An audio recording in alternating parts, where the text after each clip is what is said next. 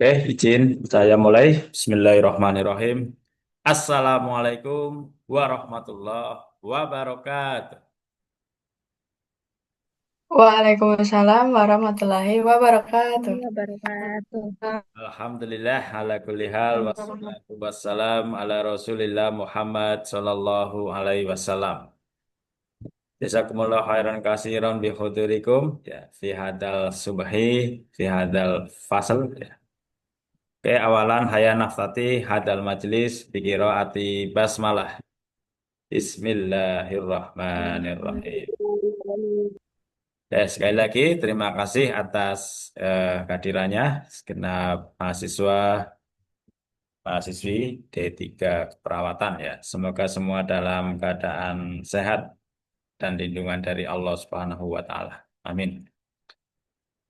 Oke, pada pagi hari ini kita akan mereview kembali wawasan kita terkait jual beli dalam Islam ya. Nanti diawali dari presentasi mahasiswa.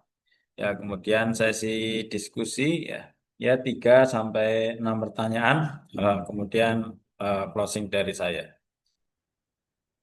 Saya kira itu ya untuk absensi dan materi sudah saya setting di Edu ya, bisa di-download materinya. Silakan pada kelompok 7 ya, kami persilakan.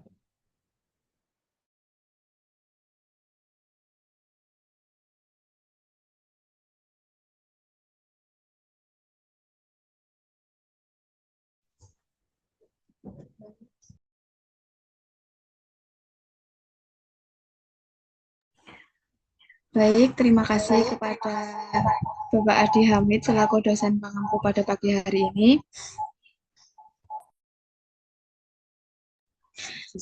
Di sini saya di sini saya sebagai moderator pada pagi hari ini. Sebelumnya presentasi kan dimulai, alangkah baiknya kita membaca basmalah terlebih dahulu. Bismillahirrahmanirrahim. Di sini dari kelompok 7 akan mempresentasikan hasil diskusi kami yang berjudul Jual Beli dalam Islam. Baik, kepada teman-teman kelompok 7 bisa dimulai.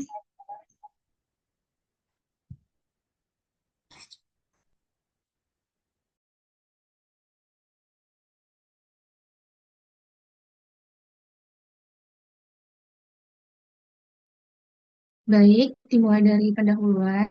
Islam tidak memperbolehkan seseorang bekerja dengan sesuka hati seperti apa yang diinginkan hawa nafsunya. Menghalalkan segala cara dalam bekerja demi mencapai tujuan dan keinginannya merupakan hal yang dilarang dalam Islam.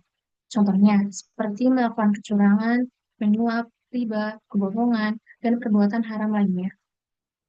Jual beli dalam Islam telah diatur, apa yang dihalalkan maupun diharamkan. Jual beli dalam kehidupan adalah suatu kebutuhan pokok dalam hidup dan merupakan ibadah muamalah, yakni menolong antar sesama umat manusia. Sehingga Islam menetapkan membolehkan sebagaimana yang telah dijelaskan di dalam Al-Quran dan As-Sunnah. Boleh dilanjut, teman-teman?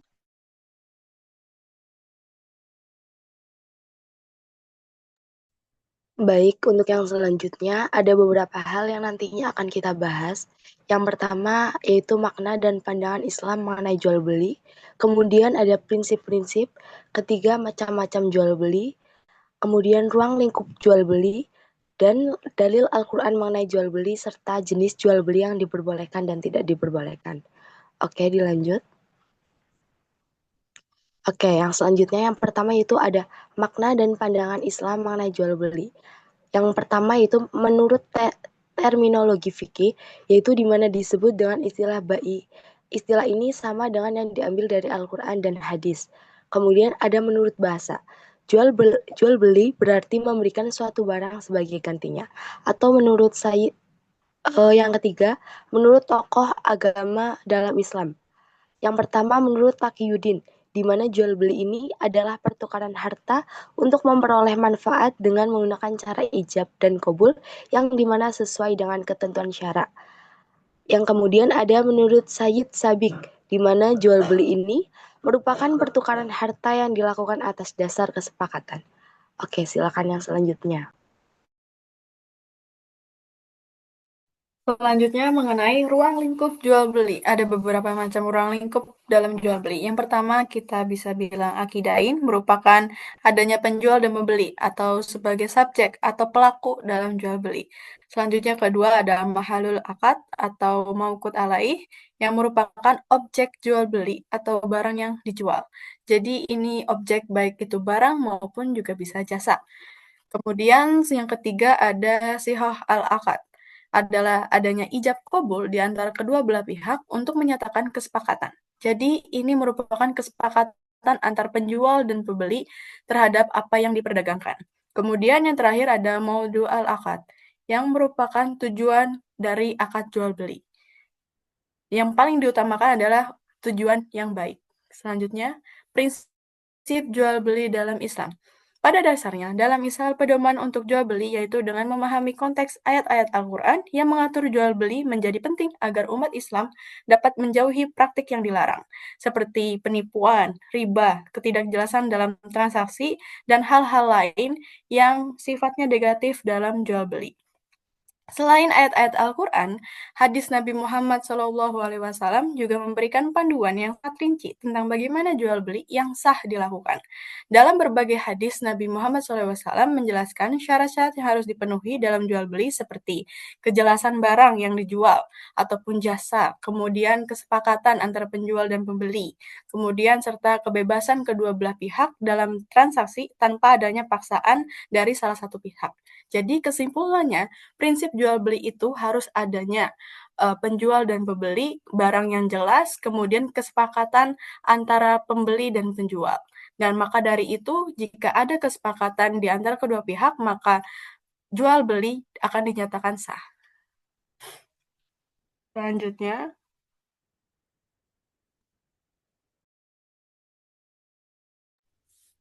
Oke, selanjutnya ada dalil dan hadis mengenai jual beli. Yang pertama, dari Al-Bukhari, al-bay'ati bil khiyari ma lam yatafarraqa fa in sadaqa wa baina burika lahumma fi bai'ihima wa in katama wa kadah muhiqqat barakat bai'ihima. Di situ dijelaskan bahwa penjual dan pembeli memiliki hak pilih untuk meneruskan atau membatalkan transaksi selama mereka belum berpisah. Jika keduanya jujur dan menjelaskan kondisi barang, maka akan diberkahi dalam jual belinya. Namun jika mereka berdusta dan menyembunyikan atau cacat barangnya, maka keberkahan jual belinya akan dihapus. Begitu juga dalam kitab Fathul Mu'in, wa halallahu bai'a wa ahbarun ka khabarin su ila nabi wa al-kasbi atyabu faqala amali rajuli biyadi wa kula bai'in mabrurin ayla khosya fihi wa la khiyana. Di situ dijelaskan di kitab Fathul Mu'in bahwasanya Allah telah menghalalkan jual beli dan mengharapkan riba. Dan juga hadis seperti Nabi Muhammad SAW ditanyai mengenai pekerjaan apa yang paling suci, lalu jawabannya pekerjaan tangan seseorang dan setiap jual beli yang baik-baik. Maksudnya adalah jual beli yang tidak khoshi. Khoshi itu yang dimaksud menipu barang dagangan. Lagi pula tidak khianat. Oke, bisa dilanjut. Kemudian ada macam-macam jual beli. Di sini ada bai al murabah, jual beli dengan harga pokok dan keuntungan tertentu. Keuntungan disepakati saat akad. Contohnya itu kayak misal saya beli laptop harga 5 juta. Lalu saya jual dengan harga 5.500.000. Jadi keuntungannya adalah 500 dan itu disepakati oleh pembeli begitu. Lalu ada bai al tauliyah, jual beli dengan harga asal tanpa untung atau rugi. Jadi contohnya ini saya penjual cabai, saya beli cabai itu harga 60.000 per kilo. Saya jual kepada teman saya juga harganya 60.000 per kilo. Jadi saya tidak mengambil untung ataupun saya pun rugi gitu. Lalu ada bai al-wadiah, jual beli dengan harga asal atau dikurangi atau diskon tertentu. Kalau ini tuh contohnya saya penjual jambu kristal, saya beli dengan harga 15.000. Karena udah siang, jadi saya akan jual ke Anda dengan harga 10.000. Jadi saya rugi 5.000, ya. Lalu di sini ada bai al-musawah, jual beli dengan harga kesepakatan bersama. Penjual tidak menyebut harga asal barang. Paling umum digunakan dalam masyarakat. Kalau ini itu, jadi penjual itu tidak menyebutkan harga modalnya. Jadi dia langsung menyebutkan harga jualnya. Saya beli HP, saya jual HP ke Anda dengan harga 1.500.000 begitu.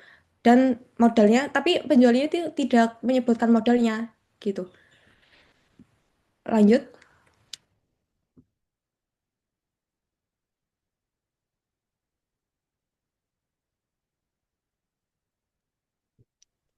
Lanjut, jenis jual beli yang tidak diperbolehkan dalam Islam.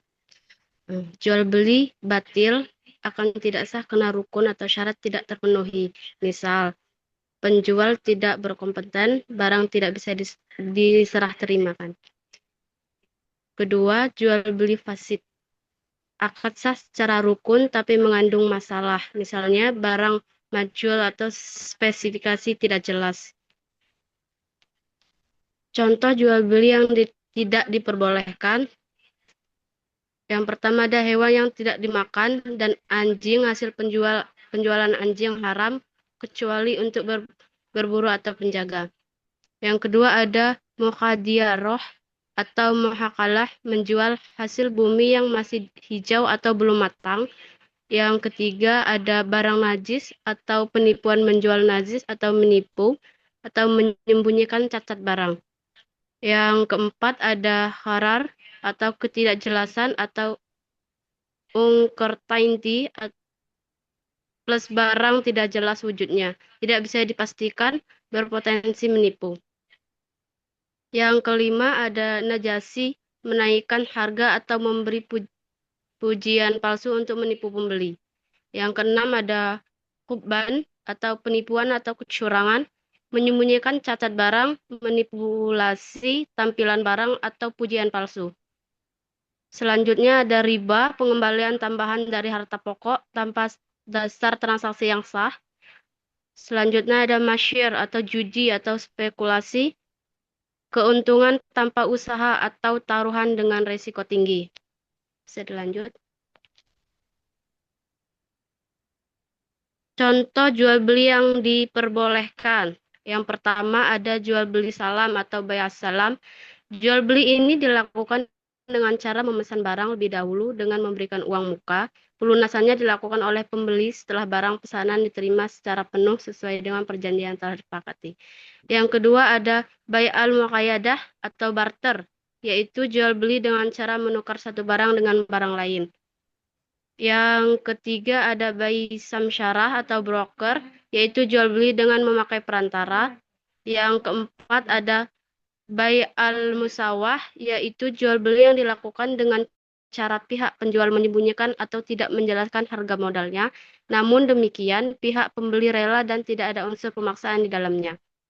Dan yang terakhir ada bai bisa mail ajil, yaitu jual beli dengan sistem cicilan atau kredit. Biasanya dalam jual beli bentuk ini ada penambahan harga dari harga konten atau cash jika disepakati oleh pihak penjual dan pembeli. Baik, teman-teman, di sini kami membuka 3 sesi tanya jawab. Bagi yang ingin bertanya, dipersilahkan.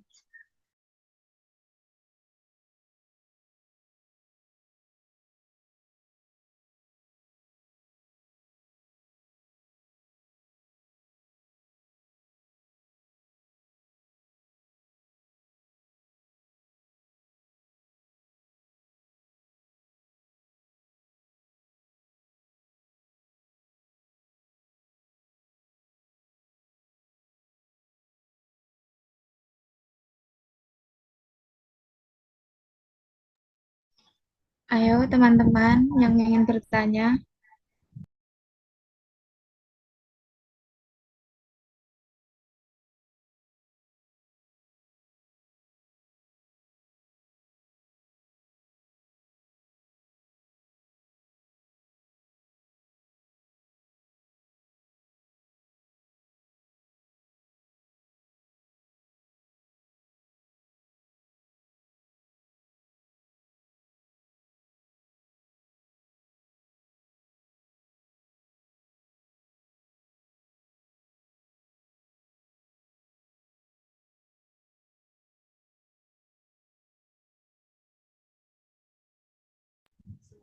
Silakan teman-teman, ada pertanyaan atau sudah jelas semuanya?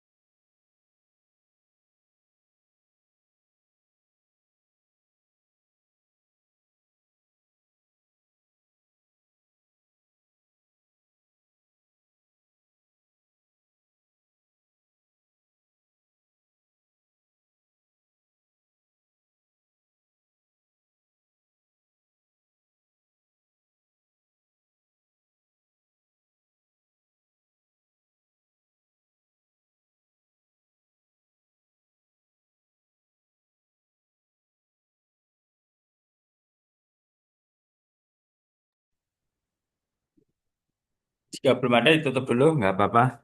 Presenter dari presenter.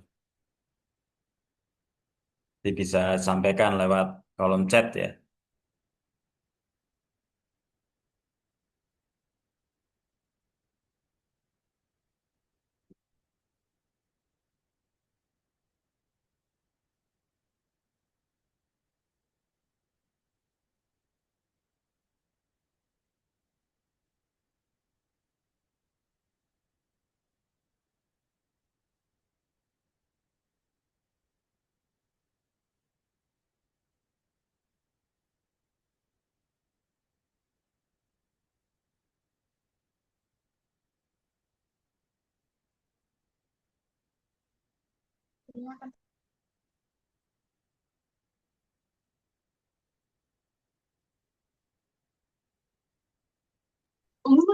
Ya, izin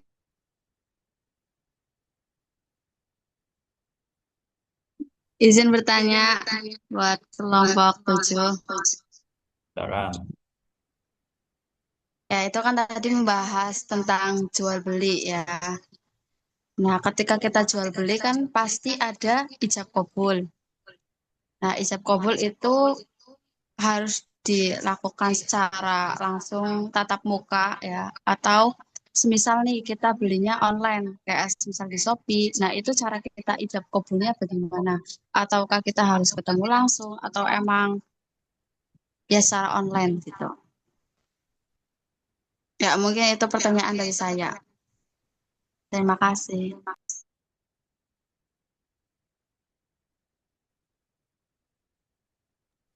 Baik, terima kasih Mbak Anissa Zafira. Mungkin dari teman-teman kelompok 7 ada yang mau menjawab.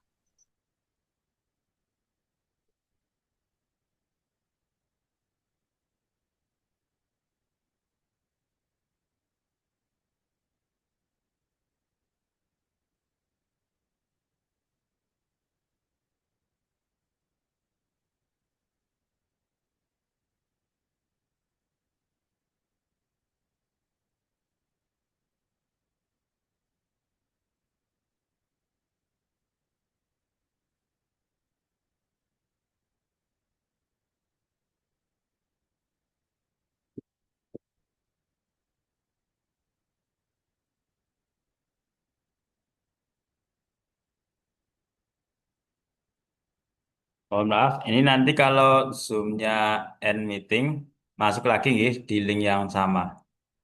Ini sepertinya belum terkonfirmasi upgrade ini.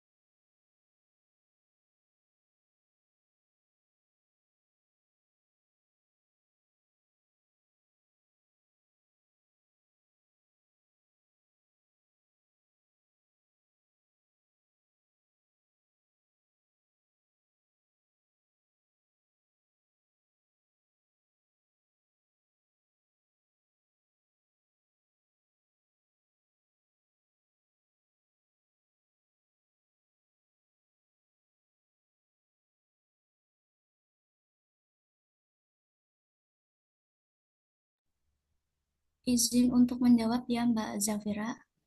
Tadi kan terkait apakah ijab kabul itu harus dilakukan secara tatap muka atau boleh secara online.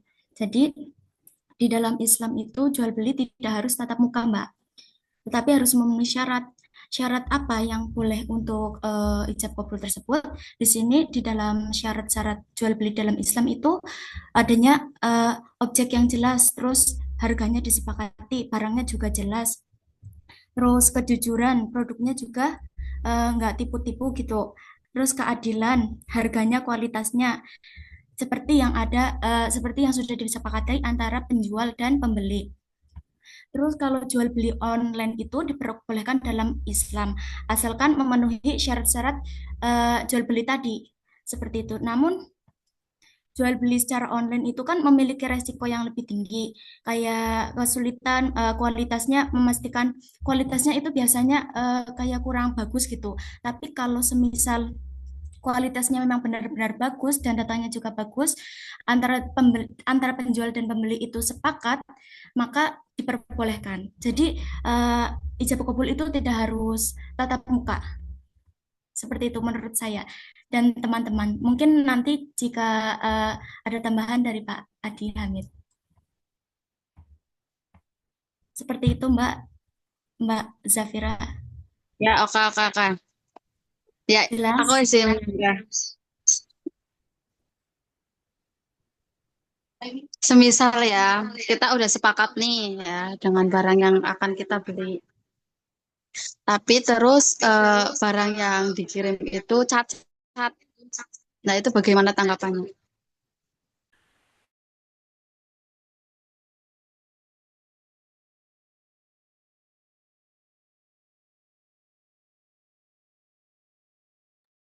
Ini tambahan ya, semisal nih kita udah sepakat dengan barang, udah lihat.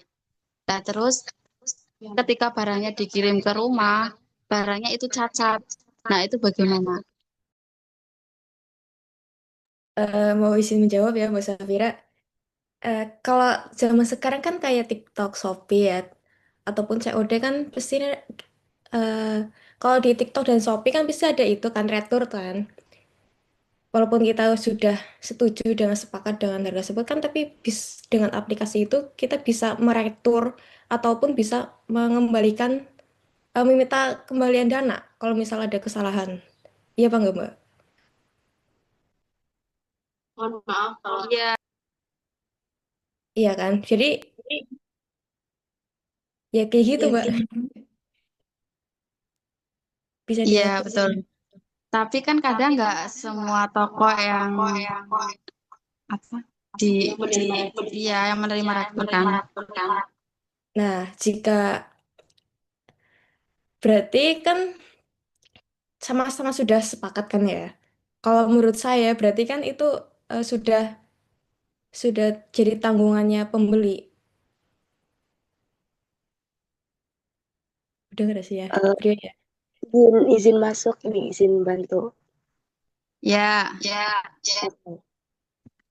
Intinya kan apa sih kalau di online kayak gini kan si penjual hanya kayak menampilkan kayak produknya nih, dia udah ngasih penjelasan mengenai produknya kayak gitu dan apa namanya yang si kobul atau penerima ini kan pembeli di mana pembelinya tuh udah kayak sebelum beli, sebelum dia benar-benar akhirnya ngecek out ngepesen itu kan pasti dia udah sempet baca ya kayak mengenai produknya, terus kemudian ada review-reviewnya dan mungkin terkadang kalau untuk kayak penampilan dari produk yang penjual tampilkan mungkin itu kadang nggak sesuai ya, bisa jadi dia ngeklaim atau ngambil punya apa produk yang lain, punya orang lain gitu. Tapi mungkin yang perlu diperhatikan di sini karena ya kita tahu ya online di sini kan kayak kadang ada dia harganya murah, kadang ya kualitasnya juga kurang gitu. Nah, yang mungkin kita sebagai pembeli lakukan pastinya kita lihat di review karena kan review itu kan dari orang-orang yang dimana dia ikut beli gitu ya. Nah, kalau misalkan ternyata di review itu mereka maksudnya apa ya udah ada nggak ada komplainan yang kayak mungkin mereka dari pembeli yang lain tuh ngasih reviewnya bagus, otomatis kan kita jadi tertarik ya untuk beli ya. Nah, ketika kita udah akhirnya beli dan ternyata misalkan hasilnya cacat, mungkin yang perlu dilakukan pertama pastinya kita komplain. Kalau memang dari si penjual itu maksudnya dia benar-benar apa ya ngasih barangnya benar-benar bagus, mungkin dari penjual bakal kayak apa sih kayak kadang kan dikaitkan sama yang dari kurir kayak gitu. Jadi menurutku eh, sebelum intinya dipastikan dulu sebelum kita benar-benar membeli dipastikan dulu dilihat dari reviewnya. Kadang ada beberapa yang kayak produknya secara penampilan di produknya bagus, tapi ketika kita ngelihat reviewnya tuh kayak ada yang nggak sesuai atau kayak dalam pengerimanya nggak tepat kayak gitu menurutku kayak gitu ya. Terima kasih. Oke, ya, terima kasih. Sangat puas. Mungkin seperti ini Mbak Safira, untuk menguatkan pendapatnya teman-teman, kita ada hadisnya nih dari Bukhari, bahwasanya di situ dikatakan la tusorriful ibila wa kum mafaman nibtaha abdu fa innahu bi nadumat ba'da an yahtalibaha insya'a amsaka insya'a roddaha wa so'a tamrin. Janganlah kalian memberikan unta, kambing selama hari tanpa diperah. Barang siapa yang membelinya pada kemudian hari, maka dia boleh memilih antara dua pendapat yang paling baik setelah memerahnya. Jika berkehendak, dia boleh menerimanya. Jika berkehendak pula, dia boleh mengembalikan dan menyertakan satu kurma. Jadi kalau misalkan kita tuh beli barang yang cacat, itu kan kalau di online kita boleh mengembalikannya kan. Terus di sini juga seperti itu di dalam hadis di sini, kalau kita membeli barang yang cacat, maka kita dikembalikan saja barang itu. Terus kita boleh memilih yang lain seperti itu. Terima kasih. Ya, terima kasih Mbak Laidi. Sangat sempurna jawabannya.